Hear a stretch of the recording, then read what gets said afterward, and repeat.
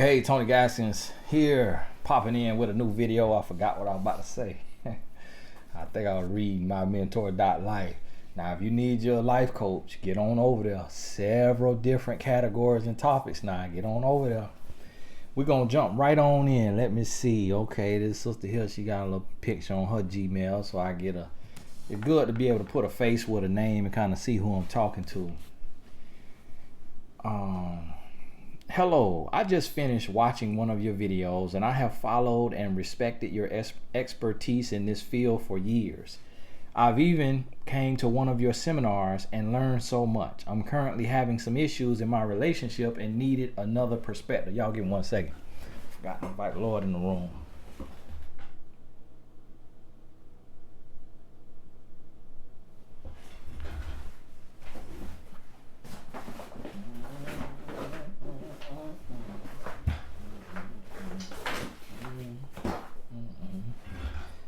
Forgive me, I hadn't rolled over my backpack strap. My boyfriend and I have been dating for 11 months. For the first 6 months, I usually traveled to him in Chicago. I live in the suburbs, so it's about an hour drive, and I did this because I am a single parent and I live alone, and I just don't like for people to know where I live until we have gotten to know each other better. Fast forward to now, my boyfriend and I overall have a great relationship, a good bond with a friendship foundation. However, his communication is terrible. I noticed this in the beginning, and I would ask him why he acts like he doesn't care. And he told me that when he did, it didn't work out for him. This was something I asked towards the beginning of the relationship, and it has stuck with me ever since. We have had about 3 disagreements in the 11 months, and they all stem around communication. He never initiates the reconciliation after a disagreement, and I have voiced that this is concerning because it seems as though even if his lips say we're stuck together, this is a forever thing, his actions say otherwise. What happened causes me to reach out is this past weekend we got into an argument. We usually see each other on Sundays. It's the only day we have off together, and we take turns coming to see each other. This was his weekend to come and see me, and I wanted to put the Christmas tree up with my son and him. It's 5 p.m. and he hasn't showed up. And at this point, I'm agitated, and I messaged him saying if he hadn't left the house yet not to. He proceeded to ask me why, and I explained that I was tired of him coming over later and later on the only day that we have time together, as if I'm not important. I'm pretty sure he was watching football, as another Sunday he didn't come over until after the game had gone off. I knew I had an attitude at that point, which is why I said just don't come. Well, he went off saying he's tired of me and my effed up attitude, and every week it's something different. As the weekend before, I explained my dislike in him telling me he was getting off the phone to fold clothes, and I asked why he couldn't stay on the phone and do it. So again, I was upset. Now, since I told him not to come over, we aren't speaking. I did go off on him about how I felt, and he said nothing in return. I've told him in the past we shouldn't go 24 hours without speaking, but yet here we are. He makes it seem like I make a big deal out of nothing. However, I feel as though time and effort is important to me, and if you aren't making sacrifices for us to spend time together, why would I want to be with you? I will admit, he's been through trauma he won't talk to me about and is closed off to people getting too close. But I can't continue to feel like I beg my boyfriend for the most basic things. Earlier in the month, I threw my back out picking up my son and literally couldn't move. My son and I were supposed to go hang out with him, but of course, it was a man down situation for me. It was 7 hours before he came over to help me. And it's like I can't depend on him for just support. I'm at a loss of what I should do because the bigger part of me knows he won't change unless he wants to. And if he sees an issue, which he doesn't, and never wants to take accountability, and sees me explaining what bothers me as an attack, so he's always on the defense. Where do I go from here? As I said that I wouldn't reach out to him this time around because it's always me trying to mend the fence. Do I walk away? I'm so torn. Thank you. So, man, she wrote me in the moment, in the heat of the battle. And here I am just not getting to it. This from November 3rd. So I know, sister, you done made your choice now. You done did what you had to do. And not sure where y'all relationship is right now. That's why I'm creating this new site called AskTonyGaskins.com. It's being built right now so that you'll just be able to go there and you could shoot me a question and I'll get back to it within 5 business days. So that way the answer a little more, a little closer in time. And I'll be doing that more so than just doing one-on-one sessions. Even though I'm still doing one-on-one sessions, it's just VIP sessions right now. So all the regular sessions they booked up through mymentor.life. They booked up, so it's only VIP sessions right now. And as y'all can see, I'm a little overloaded with these emails, so I'm trying to create something else to where I could be a little more hands-on, be able to respond a little quicker, and just kind of add that to my daily work. But overall, from what you said in this here letter, now for one, I understand about that throwing your bike out. But now typically to throw your bike out, something already have to be wrong with your bike, like a slip disc or something like that. If all of it happened from 100% great back to bending over to pick up your son and threw your back out, either you got your real heavy son or you just bent the wrong way too quick, too fast. God bless you. I know what that feel like. I done did that now. But for me, I fell off my son's skateboard, what messed my back up, and then sometimes bending over, doing something, what mess it up again. And it could be literally picking up a pen, so I know it ain't about the weight. But God bless you on that. I just felt that in my lower back when you said that, though. Now, overall, this is what I gather from this, just to jump right to it for those of y'all who got to go, is he like you, but he don't love you. And you cool, but you not his wife. That's just the is it called short and skinny? Or the slim and thin, or what they call when you get right to it. That's what this is. You're not his wife. Because see, the thing about it is, when a man truly like you, and so here's the thing. Y'all been dating for 11 months. 12 months is the cutoff period. 12 months is when you make a decision. Do I keep going or no? If you still with him and you still feeling like this, then today is the day you cut it off and you go on about your business. Because if you still feeling like this, because see, here's the thing. When a man like you, he going to be sniffing booty. When you see, if you got a dog and you see a dog walking and you walk your dog and it's another dog come by, the dog go up to the other dog and sniff his booty. I don't know why the dogs do that, but that's just, that's real. It's like, what your boo-boo smell like? Or let me see how you getting fed over there at your house. And I could tell by smelling this here booty hole. But dogs sniff each other booty for whatever reason. Maybe that's how they tell what breed they is. I don't know. But that's what a man will be doing when he like you. He right up under you. All the time. He right up under. He blowing your phone up. And so now a man that's your husband, what this will look like is that one day y'all have off together, he coming to you. He's coming to you because he said, listen, I don't want you on the road. I don't want you on the road driving like that because I don't want you driving back late and at night or nothing like that. Even though it's just an hour, I'm coming to you. I'm coming to you. And then what he gonna do on Sunday? Boom. He getting there 7 a.m. He getting there 7 a.m. a lot of days. He getting there 7. He might not do it all, but he definitely gonna be there before noon. All right? And to go get the moon at 11 and be there before noon. If a man is really into you and he feel like you have wife potential for him. This man here, he just passing time with you. He just passing time with you. He scoring. He juggling other women on all them other 6 days. It could be a different woman at his house every day. When y'all hang up the phone and go to bed, it could be another woman coming in his house right then. You just don't know what's going on. And there are a strand of women that he could sit there and talk to you with the woman there. It's a strand of women. She kind of like work for hire, but it's a strand of women that they'll sit there and endure that. You know, he might be shooting a little bread, but what you got, you have what we call an emotionally unavailable man. Now I can see your picture. It don't tell a whole story. Because, you know, the hairstyle you got is, you know, the long, sheer, jet black, straight hair, which that sends a message in itself.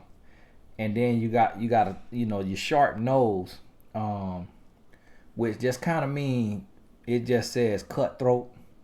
You got thick eyebrows and they go up, you know, they go up into their arch, you know, so it just kind of say like, you know, young, hip, you know, sex appeal, kind of, you know, like you into fashion and, you know, how to put yourself together, makeup, lashes, brows, hair, you know, you on the cutting edge of that there. Look a little daring, like you'll smoke your little weed. So now overall, basically what it kind of looked like, you kind of look like a heartbreaker or a backstabber, you know, like the kind of woman that, and this how all men read women, but not every man can articulate it. So your look is kind of like the woman who, if you bump into your old baller at the grocery store, this right here, what you got in your chest, gonna be enough reason to cut him off. To him, this right here be the reason. But in his mind, the real reason will be you bumped into the baller. You got out your car, you seen him get out his Porsche Panamera, and you like, ooh, he got money. And you ain't no gold digger now. But you ain't messing with no broke. You ain't no gold digger, but you ain't messing with when you bump into him. So what it is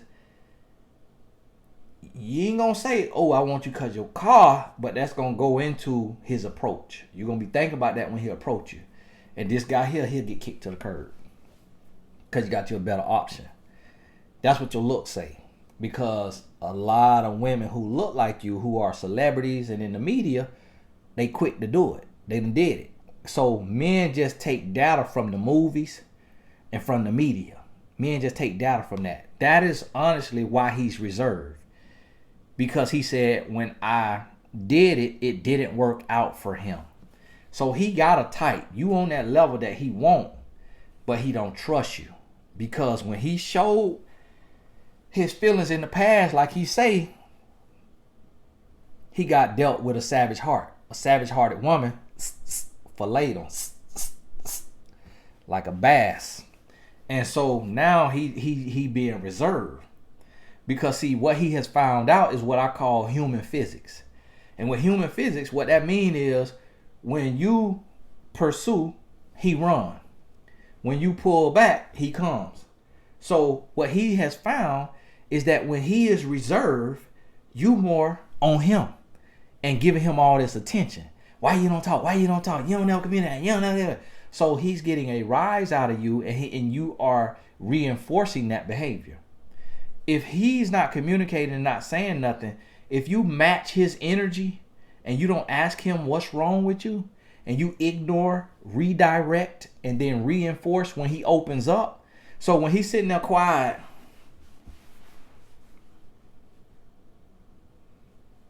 if you see this, what you doing? When he's sitting there quiet, what is wrong with you now?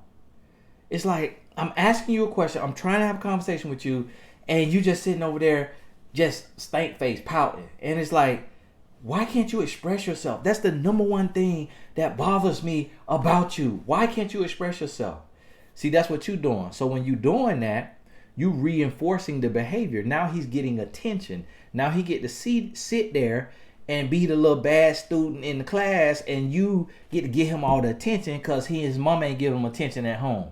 So now he like that because he like, ooh, I got her. She cares.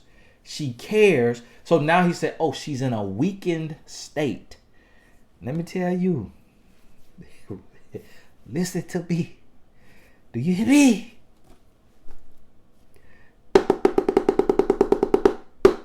When I tell you this woman is a master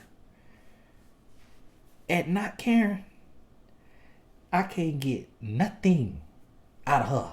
You hear me? Nothing. I could be here trying to have a deep conversation. I don't know. I really don't know. I'm like, what you mean you don't know? Can you answer the question? You read 600 words a minute. You got a master's degree. Can you answer the question? But her thing is she's not going to show weakness. She's not going to show vulnerability. She's not finna let me see her sweat. I have to catch her. I have to catch her sweating. And as soon as I catch her, got a towel. I just about throw my neck out of play. I'm getting too. I throw my neck out of place. I'm getting too active in these here skits. So listen to me. You have to be more reserved. See, a woman who wear her emotions on her sleeve, wear her thoughts on her forehead, you weak in a relationship. A man can see you. Because see, just what you got to understand. You got to remember how men are wired. Men wired to go out in the field in battle.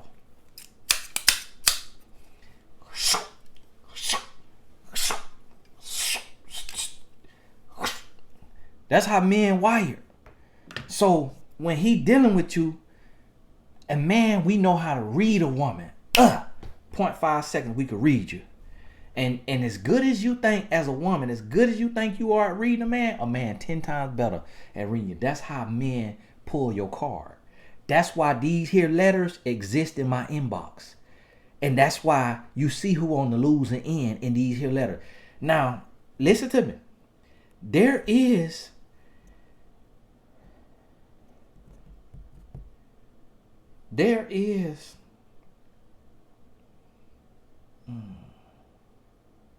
it's 15,000 men. It's 15,000 men who subscribe to my YouTube channel. It ain't a lot now, but it's 15,000. But that's enough for me to be getting a letter from a man. We ain't seen a single letter from a man. Do you hear me? We have not seen a single letter from a man. You know why? Because men not losing. Men are not losing in relationship. Women losing. Because men taking and getting the upper hand by getting you off your game, getting you off kilter, getting you offset. So now you sitting here, you flustered, you worried, and you chasing him. You chasing him, not the other way around. He's supposed to be chasing you. You the queen. He supposed to propose to you. He supposed to be courting you. You courting him. So with this man right here, you wasting your time. And the reason why I could tell you you're wasting your time, because if you're at this point inside of 1 year, your life is going to be miserable from here. If you stay with this man, your life is going to be miserable. Do you hear me? Because listen, in the first 12 months, it's supposed to feel like a dream.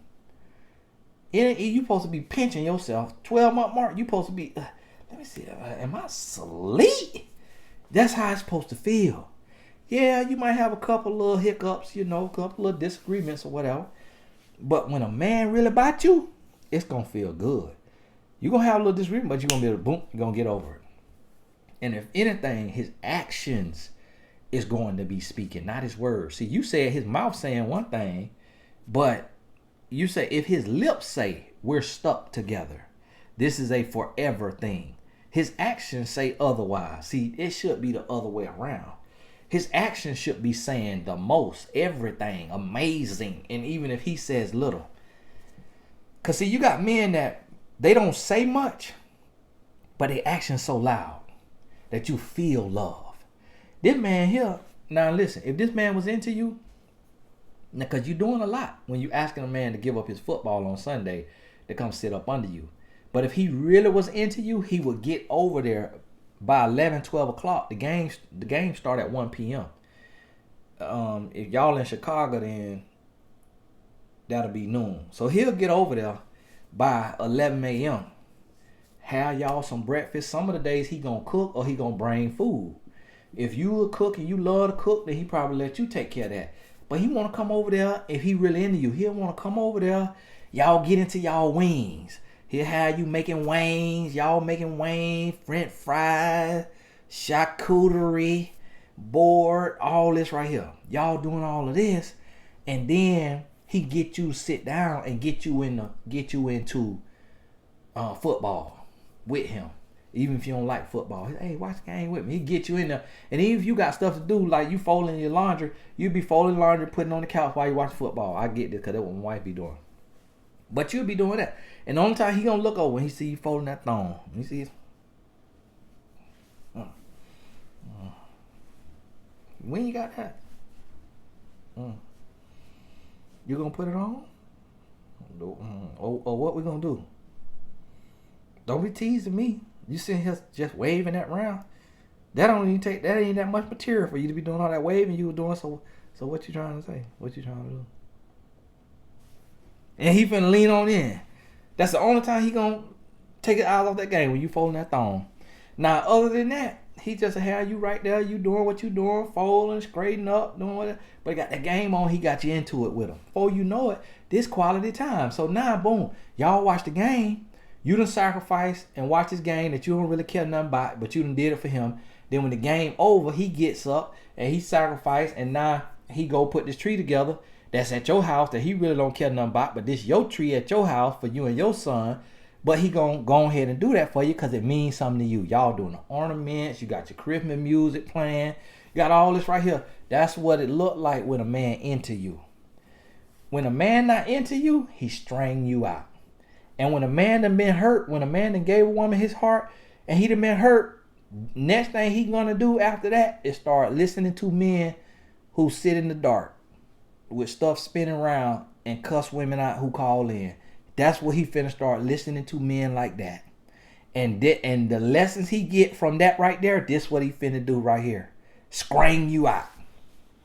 How you chasing him, you worrying about him, you begging him for communication. All of that right there. Nope. I got to go. Gone. Gone. You too grown to raise a man. You ain't got to raise no man. You ain't got to raise no man. You ain't got to be putting up with all that. It's like, no, you're a grown man. He need to know how to be a man. He need to know how to treat you. Yeah, he may shut down on an argument and he just lost for words. He may shut down a little bit, but then boom, he gonna pick it back up. He gonna open back up because it's hard in it and he want to try. This man here, he basically, what he is saying, what his actions is saying, in Manglish, what he's saying in Manglish is, if you want me, show me that you want me and you work for me. You chase me, you work for me, and show me that you want me. Do a little something strange for no piece of change. And you chase me and beg me, fall in love with me. And when I got you all the way in love, that's when he finna own you. That's when he gonna break you for real. So listen, if he's still doing this kind of behavior, and now listen now, you told him how you feel, and then when you told him how you feel, when he asked you why you can't come, another reason he know ain't nothing going down in the daytime. So he want to come over there at night when he know little Johnny finna go to bed. Because he ain't interested in spending all that quality time with you.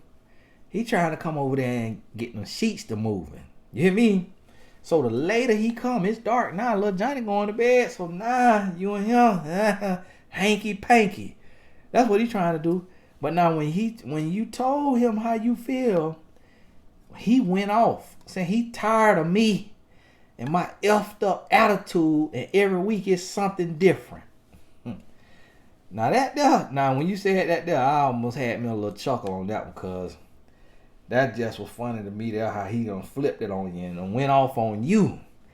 When he's stringing you out, he got you sitting over there waiting on him all day long, all afternoon, all evening, and you live an hour from him, and he ain't even left yet.